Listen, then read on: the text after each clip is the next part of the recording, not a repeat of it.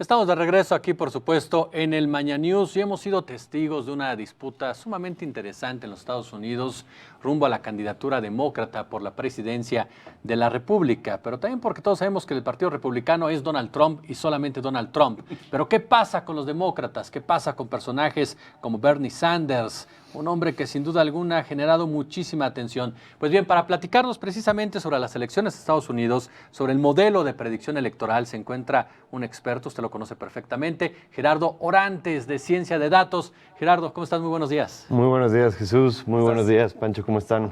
Bien, bien, gracias. A ver, platícanos un poquito de todo esto.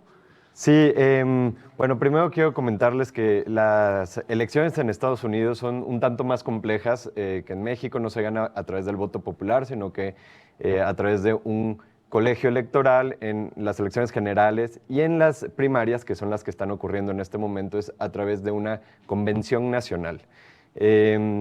Vamos a hablar de las elecciones primarias demócratas, porque las republicanas, aunque están llevándose a cabo también, es un mero protocolo. Ahí el candidato va a ser Donald Trump. Y los candidatos demócratas todavía se están disputando la cuestión de quién será quien vaya contra Donald Trump en noviembre. El nominado, ¿no? El nominado. Sanders. En este momento llevamos el 2.5% más o menos de los delegados repartidos. Después del martes tendremos el 38%. Okay. Es decir, en estos días se va a definir muy buena parte del curso de las elecciones.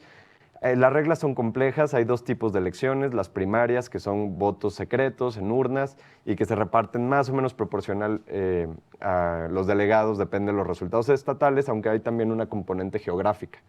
Y después están los caucus o asambleas de partido, en donde el voto no es secreto y hay rondas de negociación, en donde pueden haber varias rondas y se van eligiendo hacia qué candidato vas a apoyar. Existen delegados comprometidos y no comprometidos. Los que se reparten en este proceso son comprometidos. Y para darle seguimiento a una dinámica electoral tan compleja, pues se han desarrollado modelos. Quiero hablar particularmente de uno que me parece muy interesante, que es el de Nate Silver. Y quiero enfatizar, este modelo que presenta Nate Silver y el equipo de 538 es un modelo que nunca se había presentado, nunca se había modelado de manera tan compleja el proceso, el proceso electoral de las primarias. Este modelo parte de encuestas, pero no es un poll of polls porque tiene muchas variables que no son encuestas incorporadas. Por ejemplo, hay estados como Tennessee en donde prácticamente no hay encuestas públicas. En esos estados utiliza variables geográficas, demográficas y va analizando cómo ha venido ocurriendo tanto las encuestas como las elecciones que ya ocurrieron en estados que tengan componentes sociodemográficos similares. Sin embargo, hay otras cuestiones que incorpora el modelo, como movimientos que pueden darse debido a noticias, que puedan cambiar las tendencias en electorales, también eventos como los debates los incorpora al propio modelo y tiene una cuestión muy interesante que es un índice de viabilidad, por decirlo de alguna forma, en donde depende la presentación de puntos, la experiencia que haya tenido política, la recaudación monetaria y la distribución de los indecisos, es cómo el modelo va prediciendo cómo se va a comportar en futuro. Otra cuestión que es muy importante es que en el modelo y en la simulación incorpora las reglas estatales, que claro, como dije, ya son muy complejas, ¿no? Claro. En un caucus, por ejemplo, si tu candidato no alcanza el 15%, viene un proceso de negociación y tú puedes apoyar a otro candidato que originalmente no lo hacías. Entonces se vuelven muy importante las segundas opciones. Y por eso el modelo incorpora incluso como una especie de perfil electoral en el que estima que es más probable, por ejemplo, que gente de Warren termine apoyando a Bernie Sanders en una segunda ronda, okay, o gente de Biden y Bloomberg mutuamente, quien no alcance el 15%, se terminen apoyando. Sí, como que le meten la variable de segunda preferencia, dado que en ese estado esa regla electoral podría funcionar. Exactamente. Entonces el modelo incorpora un montón de reglas, un mundo de reglas, porque no solamente son la de los estados, sino también en las primarias una diferencia con la general es que votan los territorios. Puerto Rico, la Samoa Americana, las Islas Virginias, tienen pocos delegados, pero aún así tienen sus propias reglas y demás.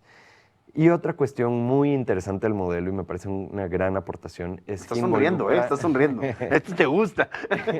Involucra la probabilidad de que declinen. Okay. Y después, si ese fuera el caso, otro if, si ese fuera el caso, ¿cuál sería la probabilidad de que se ubicaran en otros candidatos?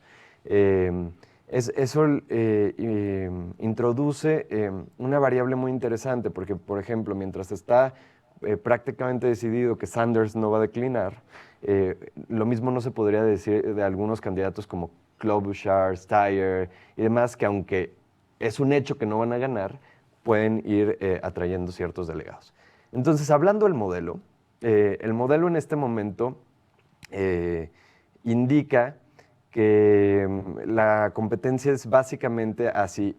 Sanders obtiene los 1.991 delegados que se necesitan para ganar de manera automática. La probabilidad de que alguien más diferente a Sanders lo obtenga, según el modelo, es del 12%. Entonces es muy baja.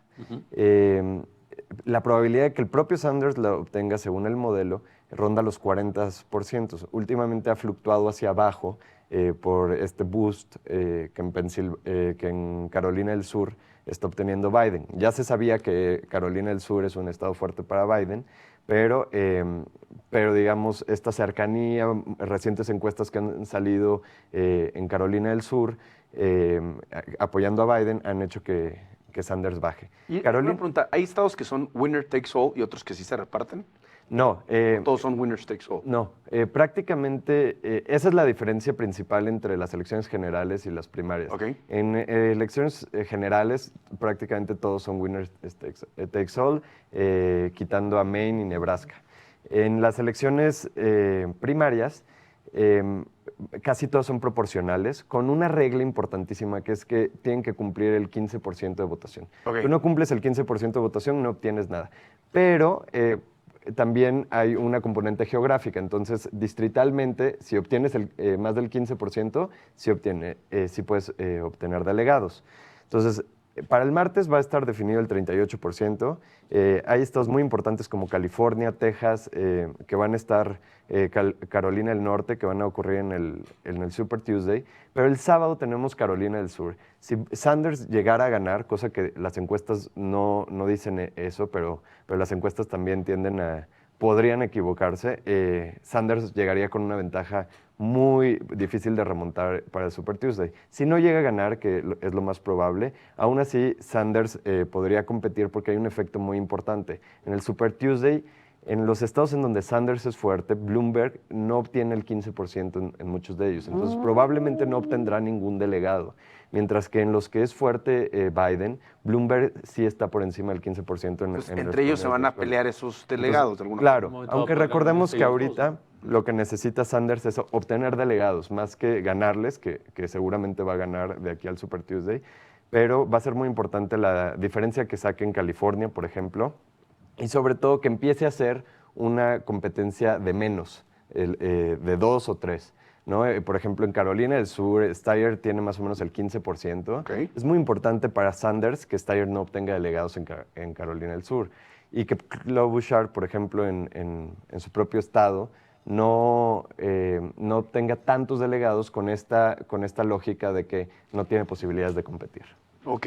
Interesante por donde se le quiera ver todo lo que es, como bien lo planteas desde el principio, Gerardo, una elección que no es fácil muchas veces de entender, sobre todo para nosotros, ¿no?